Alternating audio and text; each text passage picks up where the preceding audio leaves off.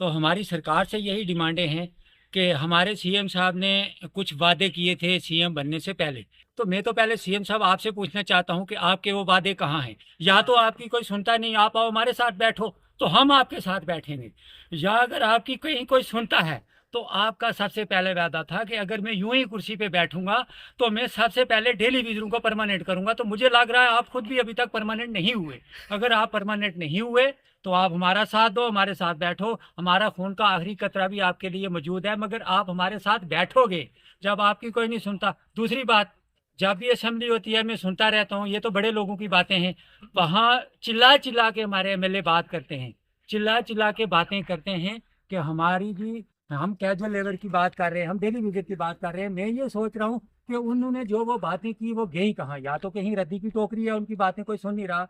इसलिए हमारी central government से ये रिक्वेस्ट है कि ये वो लोग हैं जो आपके सज्जे बाजू हैं, ये दिन में इस गर्मी में घूमते हैं तो आपके बड़े बड़े ऑफिसर जो है एसी वाले रूम में बैठ के काम करते हैं। अगर ये लोग दिन में काम करना छोड़ देना, शायद वो आपके एसी वाले रूम और आपके वो जो बड़े बड़े ऑफिसर है वो काम नहीं कर पाएंगे। ये उनके सच्चे बाजू हैं। इसलिए हमारी गवर्नमेंट से ये रिक्वेस्ट है कि उधर से आप, सेंट्रल गवर्नमेंट ये कह रही है कि जम्मू कश्मीर यूटी में है।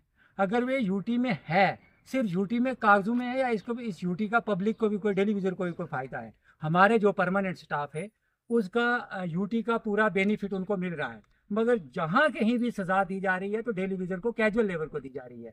इसलिए हमारी गवर्नमेंट से ये रिक्वेस्ट है कि हमें इतना मजबूर न किया जाए कि हम रोडों पे उतरें। हम बाल बच्चे को कल लेके रोडों पे उतरेंगे तो शायद गवर्नमेंट के लिए परेशानी होगी। इसलिए हमारी यही डिमांडें हैं। जैसे आप यूटी की दूसरी स्टेटें हैं, जैसे चंडीगढ़ है, दिल्ली है, वहाँ जो यूटी की सैलरी दी जा रही है, और इन लोगों का भी हक बनता है, ये भी गवर्नमेंट के मुलाजिम है, इनको वो सैलरी दे। और हमारा दूसरा ये, हमारे पास में हमारा पड़ोसी डिस्ट्रिक्ट है ले, तो वहाँ डेली वीजर को सैलरी जो है वो 18,000 और 24,000 के बीच दी जा रही है। तो इनको किस चीज़ की सजा दे रहे हैं? इसलिए हमारी गवर्नमेंट से रिक्वेस्ट है कि जो इन लोगों की डिमांड है उसको सुना जाए। और 12 तारीख को हम एक अपने अपने डिस्ट्रिक्ट लेवल पे, और हमारे जो जम्मू के करीब के डिस्ट्रिक्ट है वो एमडी ऑफिस में बैठेंगे। और हम दूर होने की वजह से वहाँ नहीं जाइए क्योंकि गरीब लोग हैं, इनके पास इतना पैसा नहीं है। तो हम अपने अपने डिस्ट्रिक्ट में धरना प्रदर्शन करेंगे। गवर्नमेंट से हमारी यही डिमांडें हैं। हमें पूरे तरीके से यकीन है कि हमारी डिमांडें सुनी जाएंगी। अगर नहीं सुनी तो हम सुनाना भी जानते हैं। ओके, थैंक यू जनाब, आज 10 तारीख है। जैसा कि हमारे Jammu Kashmir PDD PDL TDL casual labour union की एक कॉल है, और जम्मू में आज एक प्रोटेस्ट चल रहा है हमारा। तो और डिवीज़नों में भी प्रोटेस्ट चल रहा है। उसी की कड़ी में आज हमारी ये एक प्रेस कॉन्फ्रेंस है कि हम परसों 12 तारीख को एक ज़ोरदार एहतजाज करेंगे। जो हमारी डिमांडें हैं सरकार के साथ, अगर वो हमारी मसले हल नहीं होंगे तो हम स्ट्राइक पे जाएंगे। 12 तारीख को हमारा एहतजाजी धरना होगा डिवीज़न पुंछ में।